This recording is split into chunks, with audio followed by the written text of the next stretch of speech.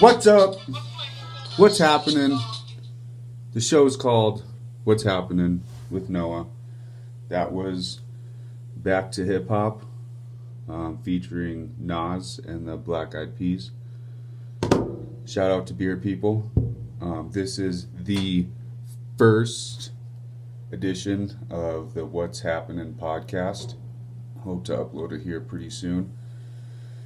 Just going to be talking about what I'm doing, what's going on in the world, how I'm feeling. I'm feeling good, been feeling happy recently, so that's good. I don't have any homework, which is pretty bomb, except for reading, but you don't really count reading, I guess, in college as homework. You just something you do every single day. Read stuff you don't want to. But anyways, big news today. I posted about this. I'm not a Donald Trump supporter, but I do support this legislation he is pushing through with both Democrats and Republicans of the Congress. It's a bill that helps inmates when their time is done, their former inmates, when their time is done and they've served their whole sentence. This is a bill that's going to help them have a second chance at life, which I think is huge. Obviously, it's going to get rid of the notion that we can't move past one bad thing we've done in our life. We can't become better people.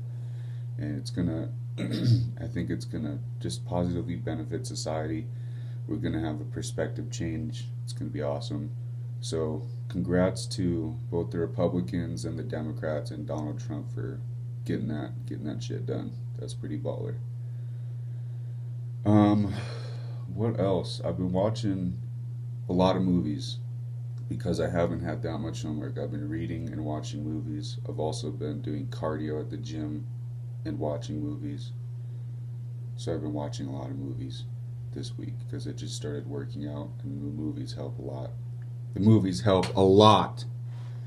But I watched this one.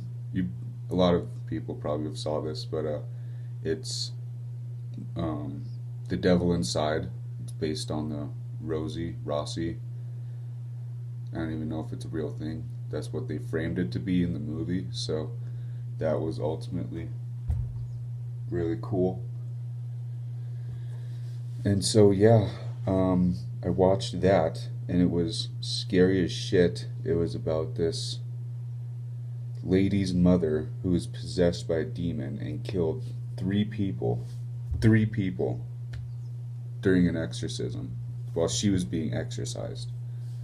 And it was crazy. And then she got taken into custody, like religious custody, by the Vatican.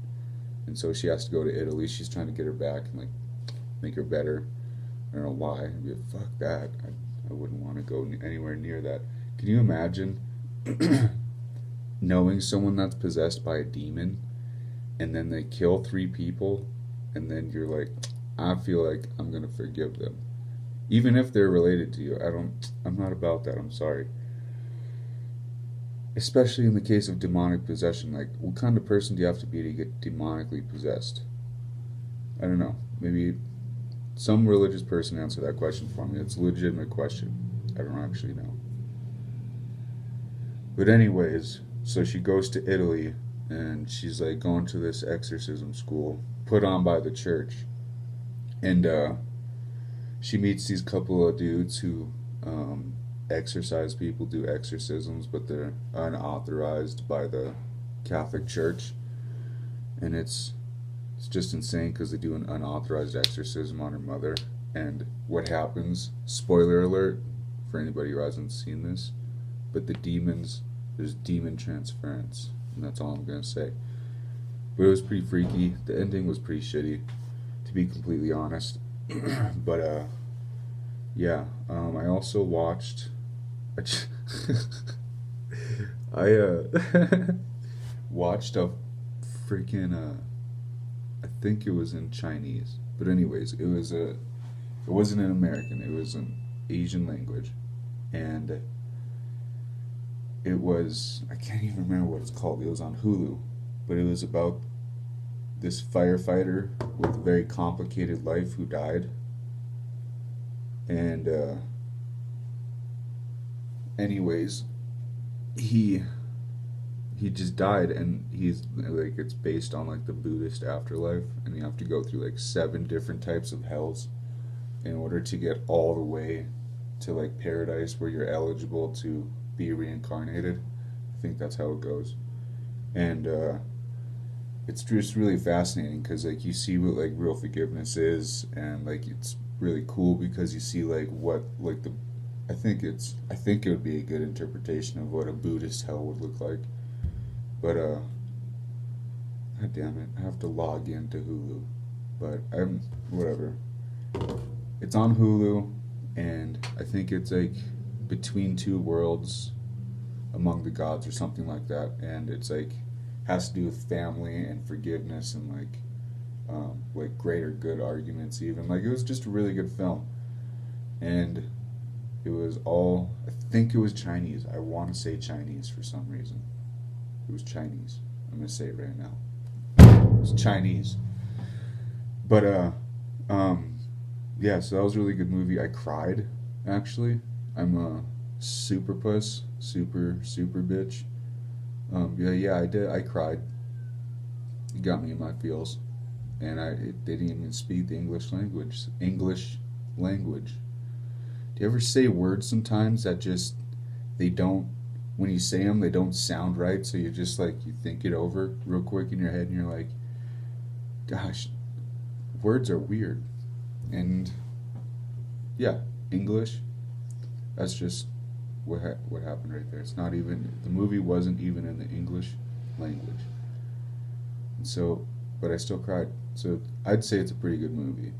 But anyways, what else? Oh, watched something on Netflix. It was about this Stanley Milgram experiments at Yale. And if you guys don't know what that is, what those are, it was the experiments that he put on because he wanted to know why people like obeyed authority. And the reason he wanted to do this experiment and this gosh, I can't remember the word, this experiment anyways, was because he was Jewish, and I think either his parents or his grandparents were involved in the Holocaust and got prosecuted, and obviously it was terrible, but he wanted to know why something like that could take place, like why somebody could be told to do something that's obviously wrong, obviously agreed upon among most human beings that's wrong, just taking another human life for no reason, pretty much, how that could happen. And it was interesting because the way he set up the experiment was he made it seem like it was a teaching thing where people had to remember certain word groups, certain word pairs, and if they got it wrong, the learner who's in a separate room, they couldn't see, the teacher couldn't see, they had to shock them when they got it wrong, and it got stronger each time. But the person in the other room was a paid actor, and they just put on a tape of him like grunting and yelling and saying stop, or they did like frame him as like having a heart condition, so like they made the other person like think critically, I guess, about the other person's health. And at one point during the tape, when they get shocked, the person in the other room doesn't respond, and so that's like supposed to worry the teacher. And but the thing is that a lot of people wanted to stop, but the conductor of the experiment would not push them a little bit and say, this is the experiment you signed up for. And if they would try like 3 times, I think, and if after 3 times they still would refuse, they would like back off. And I think only like 35% of the people that partook in the experiment, whether it was black, white, Asian, Indian, whatever ethnicity, nationality, whether they're man or female, only 35% of people actually said, no, I'm not doing this anymore at a certain point before getting to the very last buzzer. So that means 65% of the people reached the the point of getting to that last buzzer. And in the movie, I don't know if this is perfectly accurate, but in the movie, it even depicted the people just keep doing the last buzzer until the questionnaire was done. And it brought up, the study itself brought up a lot of different questions, and it was really telling about like what's ethical in an experiment, because he was deceiving these people, but he had to in order to create the reality of the experiment. You need, with this study and experiment, he needed it to be as real as possible, and the people couldn't be aware of what was actually going on. But it also brought up the question of obedience, and everyone, mostly everyone, is going to obey authority. And no matter whether it's malicious, no matter whether the authority tells us to do something that we know is wrong, 65% of us are going to do it. And what was really like, I don't know if this is true either, but the movie depicted it, and this was a great movie, by the way, as far as like the story, the plot, because there was a plot within the plot. You saw these experiments, and you saw a bunch of other minor experiments that Milgram also did. He's just a fascinating man, and throughout these experiments, you get to know Stanley Milgram, and his life. You know how he feels about his work. It was really interesting, and it was really well depicted. I think the setting, in some instances, it was really theatrical. So I don't know if people are gonna like that, but I tend to like the theater that's in movies. But anyways, I forgot what I was gonna say before that. But it's a great movie. I really wanted to touch on something. I feel like, God damn it. Maybe some coffee will help me.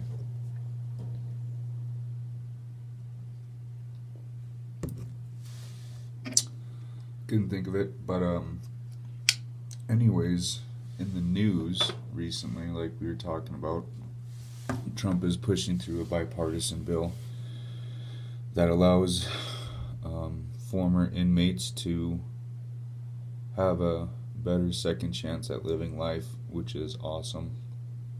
I don't know any of the details about the bill or anything like that. I just saw a headline on my news feed, my Google News feed, so I really like that. Although, like I said, I may not be a fan, I may not be a Trump supporter, but I do support this, and I think it's important to, especially nowadays, it's important to say when the people give like encouragement to the people that we don't agree with when they do something good, and you think that it is good. It's important to express that. Don't hide that. I just think that if you don't express that, it just leads to more resentment, and it's like it's inauthentic. And I think that's a huge reason why a lot of people like Trump, is because he is authentic. He claims to be authentic a lot, and he just speaks his mind a lot. And so, or at least that's what he did during the election when he was running for president, and a lot of people like that.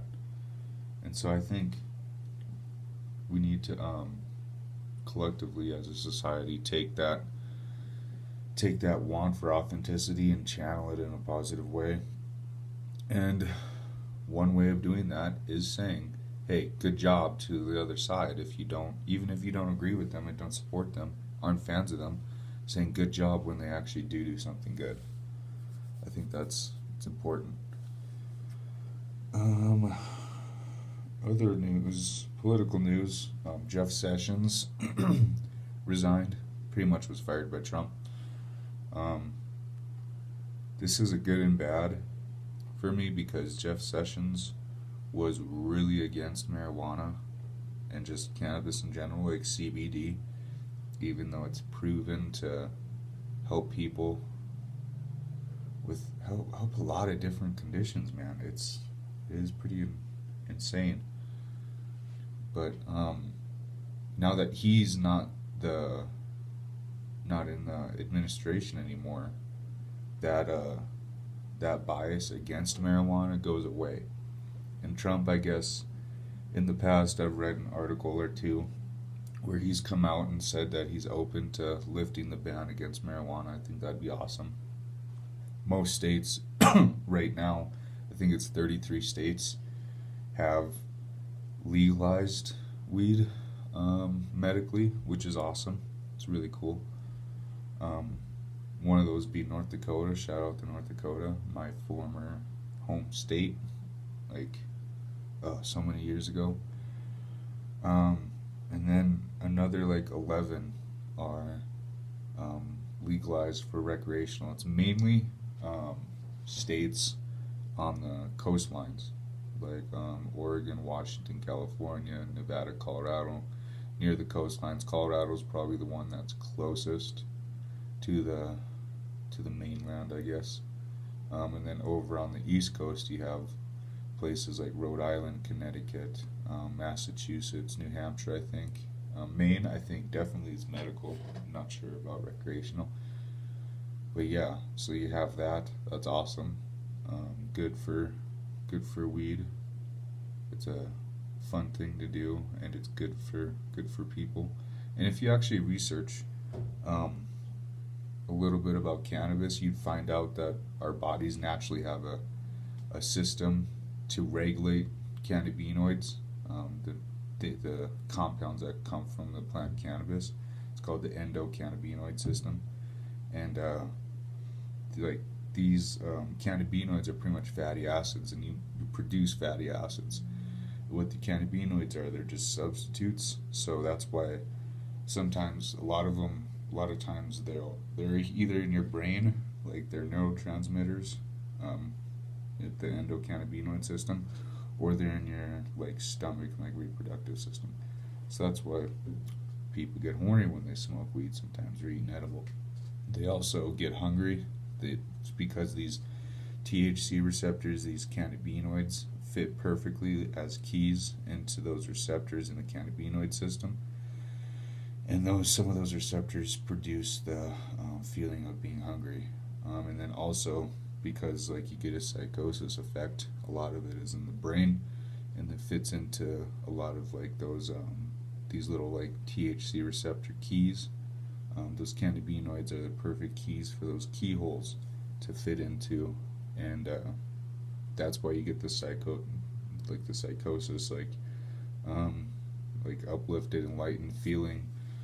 You really lack an ego. I think a lot of people, especially when they first try marijuana, whether they eat it or smoke it, or even if it's just like a tincture, a lot of times they experience like a lack of ego, and it kind of releases a lot of inhibition. It allows them to think about a lot of things that they're probably not able to think about, or even able to address when they're sober and not high.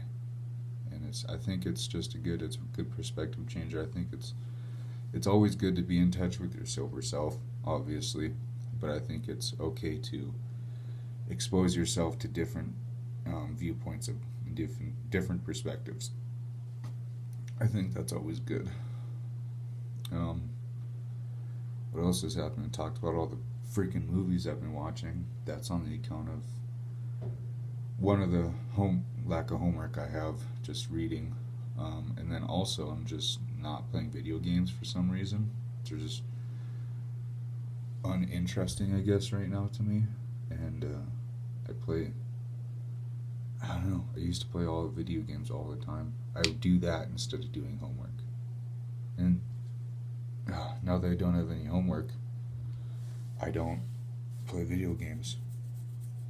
Oh, I also wanted to give another shout out to any beer people out there. #beerpeople.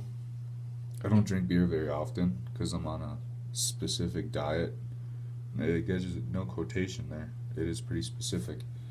Because it's the ketogenic diet, and I can't have any fucking carbs. And beer has a lot of carbs. But shout out to beer people. I do like beer when I do drink it. I do like darker beer or IPAs because I like something that tastes really good. I don't like pounding just cheap ass beer like most of Americans do. Like, if you agree. Probably not gonna though. But if you do like, get this. Get this. Get this. I am gonna induct anyone who likes the first episode of this What's Happening podcast, and I'm gonna induct you into the Undie Gang. And the Undie Gang is dedicated to anybody that's still in their underwear, and it's well past noon because people wake up sometimes and they don't feel like doing jack. Don't feel like don't feel like doing jack. And you're in the Undie Gang. So yeah, that's a big announcement. Yeah, it's probably gonna go viral. Yeah, so I'm looking forward to that upcoming fame. Also, that's also another benefit. If you like this video, you'll be one of the first people to like a viral clip. I'm not gonna say possible because it is gonna become viral. And so, yeah, you guys can say hello to my fishes right over here. This one right here, the orange one, is Fabian. That one, the clear gray one with no orange, is Heather. And then this is their little son right in the middle, the little black guy, little dark gray guy. He is their son, and his name is Robbie. And it's Frederico, Heather, and Robbie, and they watch me every day. Yeah. Let's go check out some Twitter. If you guys want to follow me on Twitter, you can. It's very easy. It's at SCHAF_Noah. And Noah is spelled NOAH. And I tweet a lot of cool stuff. I try and tweet facts and relatable shit. So yeah, go follow my ass. If you don't follow me, you suck. And you're out of the Undie. You're out of the Undie gang. But anyways, what does Twitter have? Audience fears the worst when man yells Heil Hitler, Heil Trump during play. Jesus. Oh, it was during Fiddler on the Roof. That's pretty insane. People be crazy.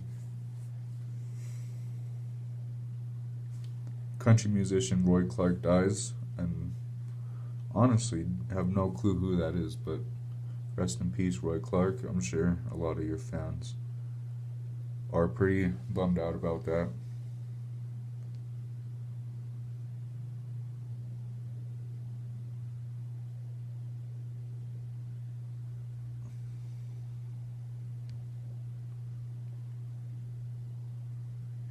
This Dumbo trailer is terrifying. It's a terrifying depiction of Dumbo. I'll show you. Look at that. Look at that Dumbo. Isn't that disturbing looking? Look at that thing. It looks like it with a long nose. And it's disturbing. You guys hear about Miley Cyrus and Liam Hemsworth? They did lose their home. It burnt to the ground. And they're like, well, we still have a lot more money than a lot of other people in the world, so we're going to donate $500,000. And they're going to rebuild their house and they're going to rebuild a bunch of other people's houses, which I think is pretty cool. Kim and Kanye, on the other hand, I mean, they can do whatever they want with their money, but they hired private firefighters and their home's still intact. So, I mean, like, that's chilling. But, I mean, I think it's just, I just think it's more impactful, man. And, like, yeah, you should have the right to protect your own shit. But, man, hire private firefighters for the entire fucking neighborhood. That would have been cool.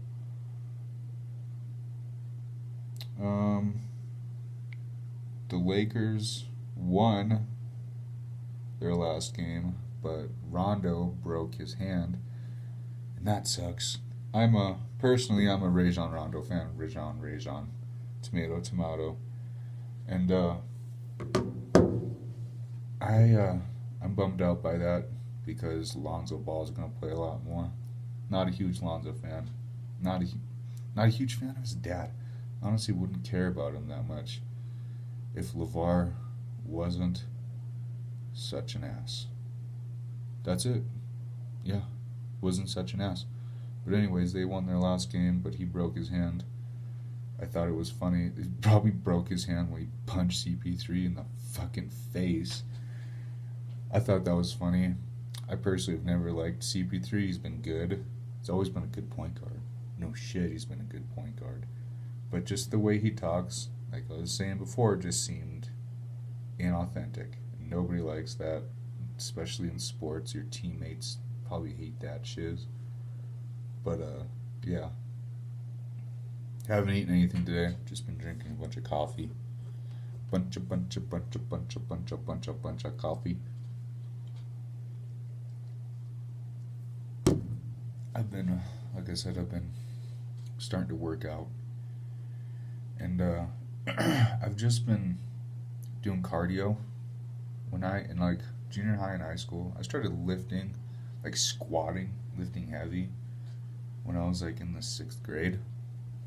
I don't think that was good, but I pretty much lifted from the 6th grade until like my sophomore year in college year.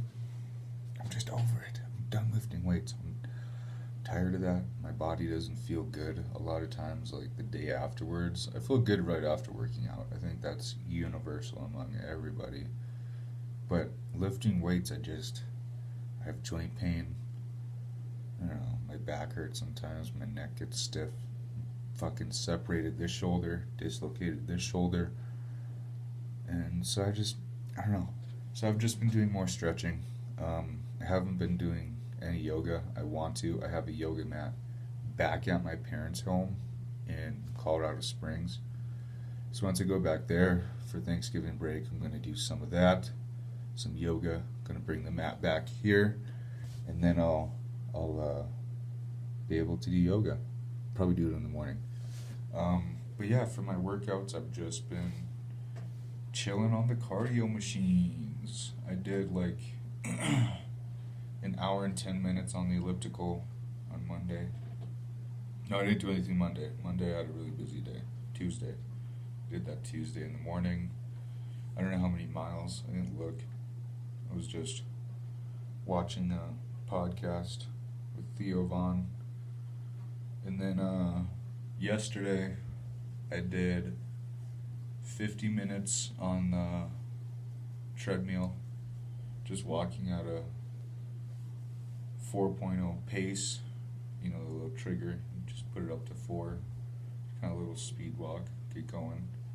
That was nice, got my sweat on, did like 50 minutes was like 3 plus miles, and then after that I did the rowing machine for like another 15 minutes, and then I went and stretched, and then that was it. And then today, like I said, I haven't done anything because I'm still in undie gang.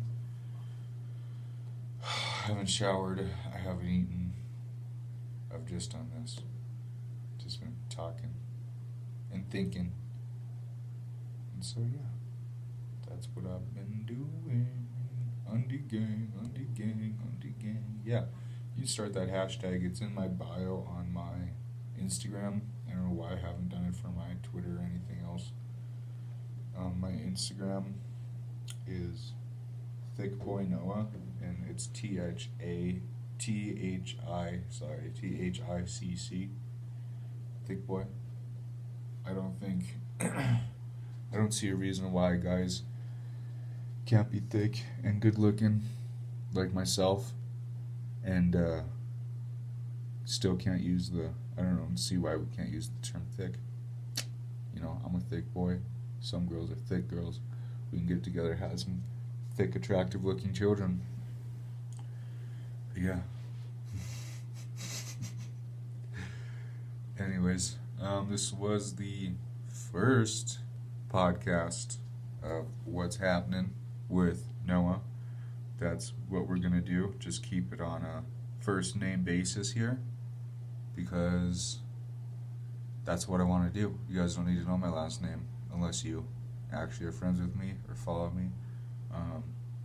So yeah, there's a little incentive to